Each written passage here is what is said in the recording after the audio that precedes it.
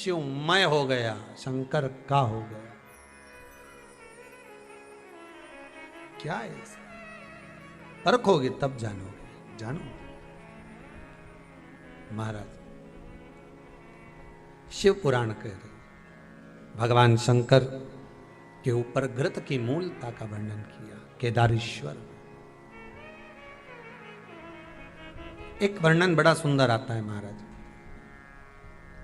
बहुत सुंदर वर्णन है। ध्यान दीजिएगा कि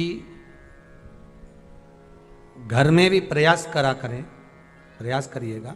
घर में जो दीप होता है, आपके घर में जो दीपक होता है, दिया जो आप प्रज्वलित करते हो, तेल का दिया अगर आपको लगाना रहता है तो वो दिया अलग ही रखें।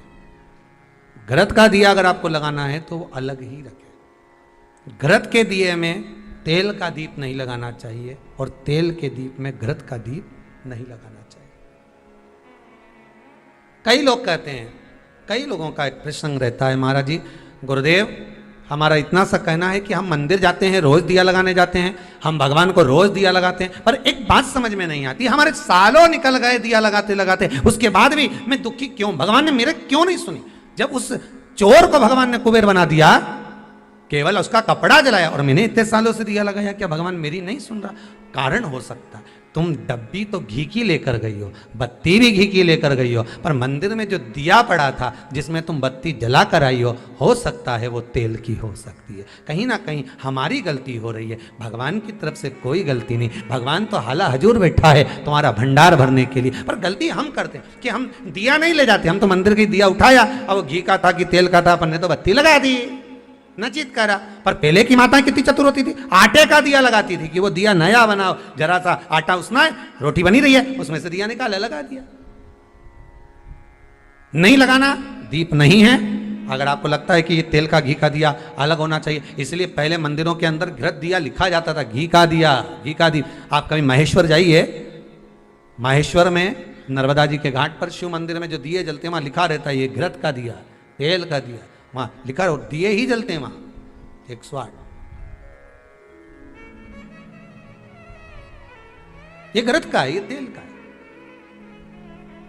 कई छोटी छोटी गलतियां हैं जो हम करते हैं और बाद में कहते हैं भगवान हमारा नहीं सुन। हमारी आदत है, दिया मांझ कर रखा, जो घी का लगाते आए थे, आज जरूरत पड़ गई कि तेल का लगा दिया, तेल का लगा दिया। अब तेल की बात मना नहीं, आपकी जैसी श्रद्धा आप लगाओ, तेल का लगा तेल का लगाओ, घी का लगाना घी का लगाओ, मन आपका, पर उस दिए में लगाओ जो अभी तक तुम घी का लगाते आए थे उसमें घी का ही लगाइए, जो तेल का लगाते आए थे उसमें तेल का ही लगाइए। क्या होगा उससे? स्कंद पुराण, कार्तिक खंड बड़े ध्यान से स्मरण करिए थोड़ा थोड़ा, या कभी मौका मिल जाए तो विष्णु पुराण भी पढ़िए, कभी मौका मिले आप। कल्याण का कृष्णांग वो भी पढ़िए, कभी मौका मिले तो, और उसका स्मरण करेंगे आप तो उसमें दीप का बड़ा बड़ा महत्व बताया। कौन सा दिया, शायद एक बार कथा में, पहले कार्तिक के महीने की कथा में हमने यहाँ पर व्यासपीठ से भी वर्णन किया सारे दीपों का महत्व, और उन दियों का फोटो भी दिखाया आपको कि इस दीप का मतलब ये होता है, इसमें ऐसा दिया लगना चाहिए, इसमें ऐसी बाती लगना चाहिए, उसमें ऐसा स्मरण होना चाहिए, बताया दीप महत्व।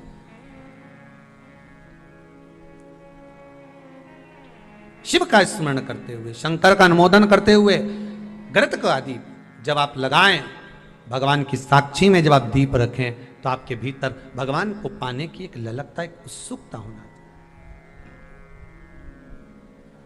एक उमंगता हो शिव को पाने। समय आया, आगे चरित्र वर्णन किया भगवान शिव का। माता पार्वती जी की गोद में जो श्री गणेश जी महाराज विराजमान थे, उन्हीं का मंगल विवाह रिद्धि सिद्धि के साथ किया। विवाह कर देना एक अलग बात है, पर रिद्धि सिद्धि घर में आ जाना एक अलग बात है। नियम से, निवेदन से, करबद्ध निवेदन रहेगा कि घर में जिस कन्या को आप विवाह कर कर ला रहे हो उसका धन नहीं देखना हमको, उस कन्या का हृदय चित्त देखना। आप धन लेकर नहीं आ रहे हो, आप आपके घर में बहू लेकर, बहू का मतलब होता है जो बहुता में सम्मान पाए और बहुता में सम्मान दिया भी जाए।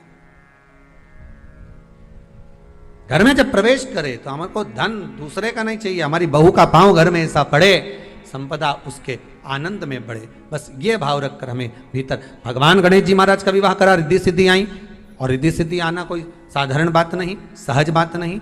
जब मन पवित्र होता है, हृदय चित्त पवित्र होता है, तब जाकर घर में वैभव रिद्धि सिद्धि सब भगवान देता है। अगर आपके घर में भी सुख आ रहा है, आपके घर में भी संपदा बढ़ रही है, समझ लेना आपके घर में कोई शंकर का भगत होगा, शिव का उपासक होगा, भगवान की भक्ति में डूबने वाला कोई ना कोई एक व्यक्ति तुम्हारे घर में मौजूद होगा, विराजमान होगा। उसके चरण का जो धन है वो तुम्हें प्राप्त हो रहा है, उससे हमारा जीवन सार्थक हो रहा है।